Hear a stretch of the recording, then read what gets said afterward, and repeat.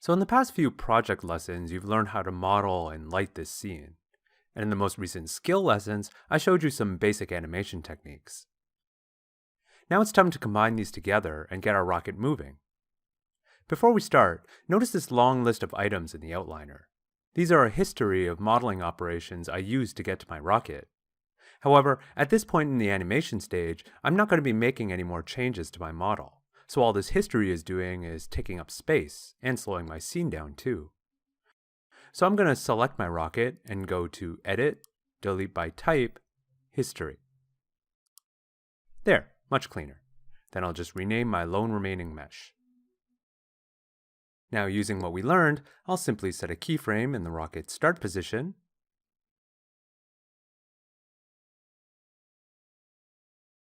then change the rocket at a later frame, and set another keyframe. And now if I play the scene, I get a simple takeoff animation. Of course, this isn't particularly exciting. Even if I tried to spruce it up by adding more keys to alter the ship's path,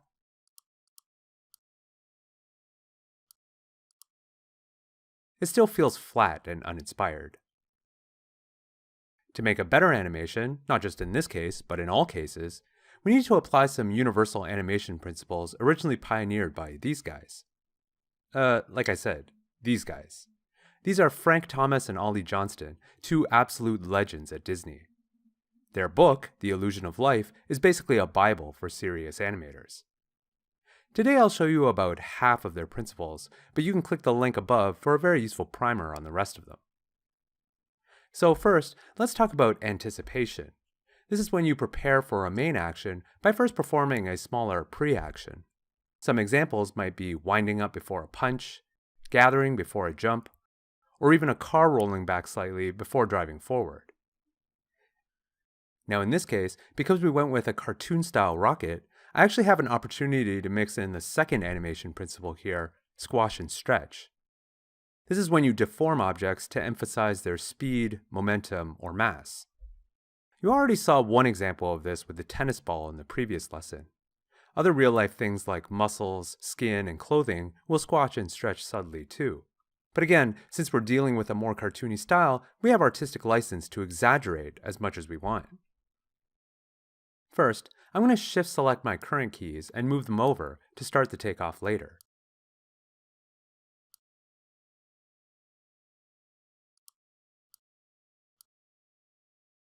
Now, for anticipation, I'm going to squash my ship down before springing up into its launch, which I can do from the animation menu set by applying a squash deformer.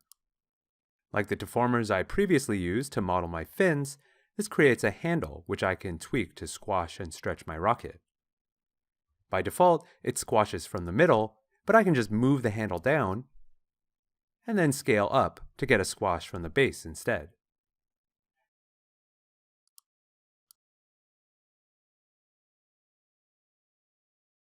To animate this, I'll start without any squash on frame 1 and set a keyframe. And then on a later frame, I'll squash it and set another keyframe. And then, just at takeoff, I'll return it back to 0 again and set one more keyframe. By the way, if you can't see the keys for the handle and the time slider, you may need to hit this Select button to select the Shape node instead of the Transform.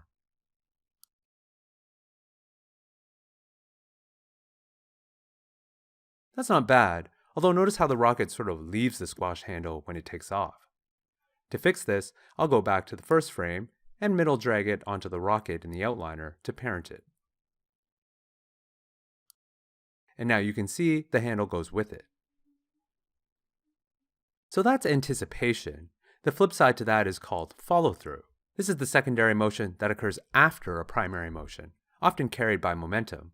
So something like a punch overshooting its target and coming back, landing after a jump, or a car tilting forward after applying the brakes. In this case, my follow-through is going to be a stretch as the rocket takes off. So instead of simply returning to 0, I'll actually overshoot to 0.25 instead. Then return to 0 once the rocket is done lifting off. Now my rocket gives a really nice sense of pushing off the ground before pulling itself into space. Just a few small tweaks have given my scene a lot more personality. But if I actually play the scene in real time rather than scrubbing, something still feels off. The pacing just doesn't feel right. This is where timing comes into play. While the name may seem simple enough, timing is actually a combination of both rhythm and speed. On the surface, placing keyframes closer or further apart will speed up or slow down motion. But exactly where you place them matters too. In general, you want to follow a regular rhythm of major actions happening on seconds, half seconds, quarter seconds, and so on. Right now, I've got all my keyframes spread haphazardly around, but watch what happens if I just retime some of these beats to occur on intervals of 24, 12, 6, or 3 frames.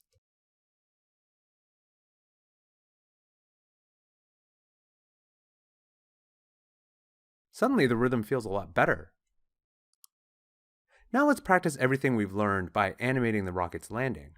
First, we need a place for it to land, so I'll create a sphere, then reposition, and scale it.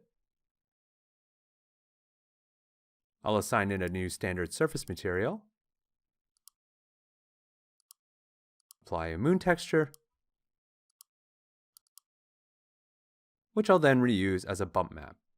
By the way, if any of this looks alien to you, this is a process I detailed in part 6 of this series.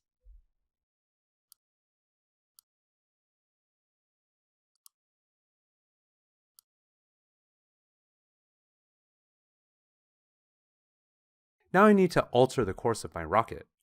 I could try redoing my keyframes the traditional way, but it doesn't feel very intuitive to chart a path this way.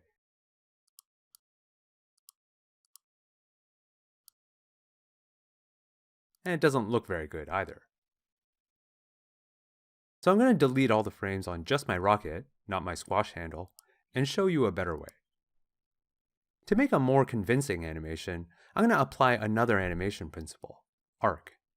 This is about how most natural actions occur along curved trajectories, from bouncing balls to throwing arms to, yes, even rocket flight paths. To get a nice arc, I'm going to go up to Create, Curve Tools, Bezier Curve. Next, I'll switch from the perspective view to the front view, then just keep click dragging to draw out my path. I like the Bezier Curve tool because it gives me these tangents, just like in the graph editor, that let me really control the curvature. And don't worry too much about getting it perfect, you can always readjust it later. Once you're done, hit enter. Now to fix my rocket ship to the path, I'm going to use something called a constraint to literally constrain it to the curve. So I'll select my rocket ship and shift select my curve, and then go to Constrain, Motion Paths, Attach to Motion Path.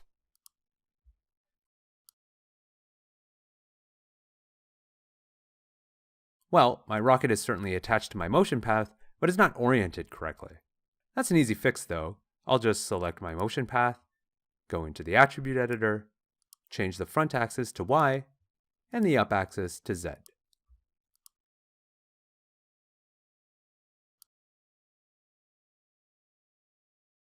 Now I can use Control Vertex mode with the Move tool if I want to make some more curve adjustments.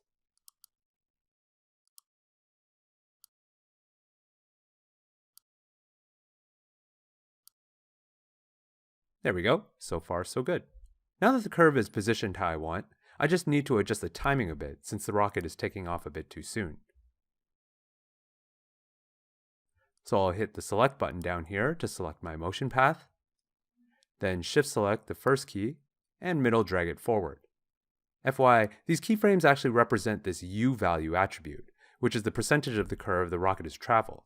We'll be using this again in just a minute.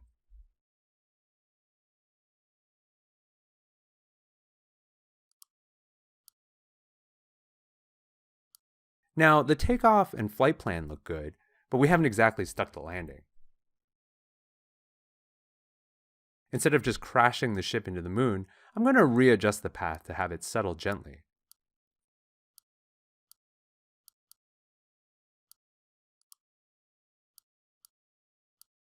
If you need to add a control vertex or two, you can select the Bezier curve tool again, click the last vertex on the curve, and then continue drawing it.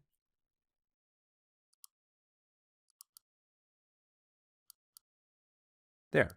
Now the rocket lines itself up before landing.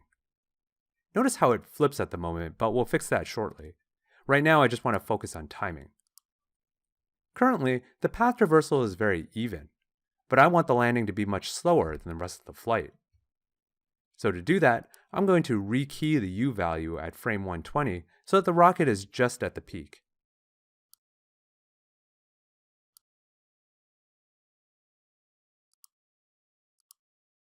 Then make a new key 72 frames later, 3 seconds, to have it slowly land on the moon.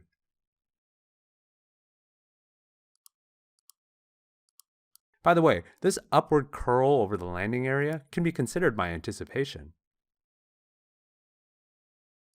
Finally, let's fix that flipping problem. If I go back to the perspective view, notice there's a couple of places where the rocket flips. A few times during its flight,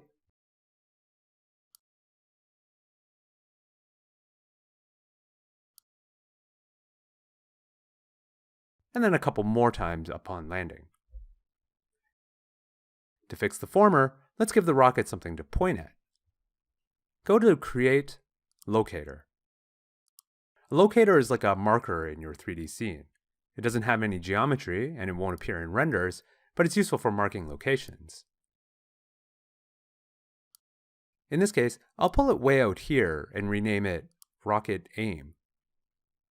Then I'll go back to the motion path, change the world up type to Object Up. And then I'll just put in Rocket Aim as the object. Now as the rocket lifts off, it keeps pointing at the locator.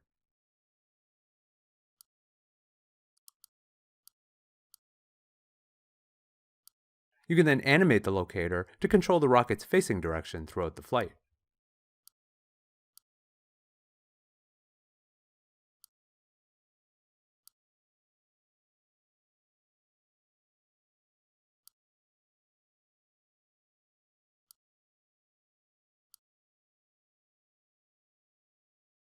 Now the last thing I need to do is fix the landing. If I scrub to the apex of the rocket, you can see that it's right around this frame that I need to flip around and start moving backwards. I can do that by checking this inverse front attribute to invert it on the curve. So I'll keyframe it, then go back a frame, unflip it, and set another keyframe. And now the rocket always faces the right way. If the transition looks a little jerky, you can blend it by animating some twist.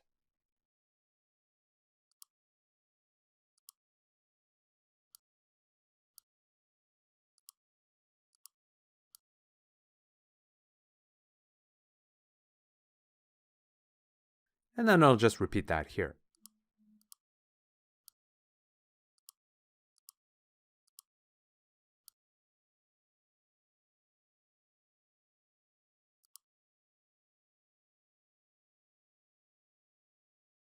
And finally, I'll squash the deformer to animate a little follow-through on touchdown.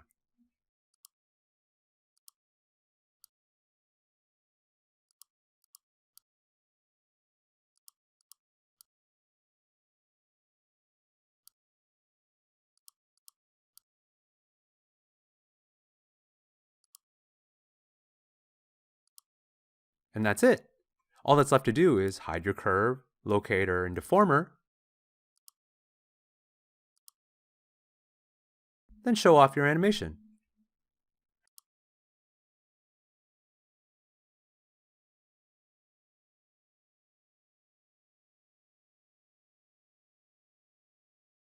So at this point, you've learned how to model simple objects, light and shade them to look beautiful, and apply some basic animation using tried and true animation principles. With this basic skill set, there's no end to the things you can do.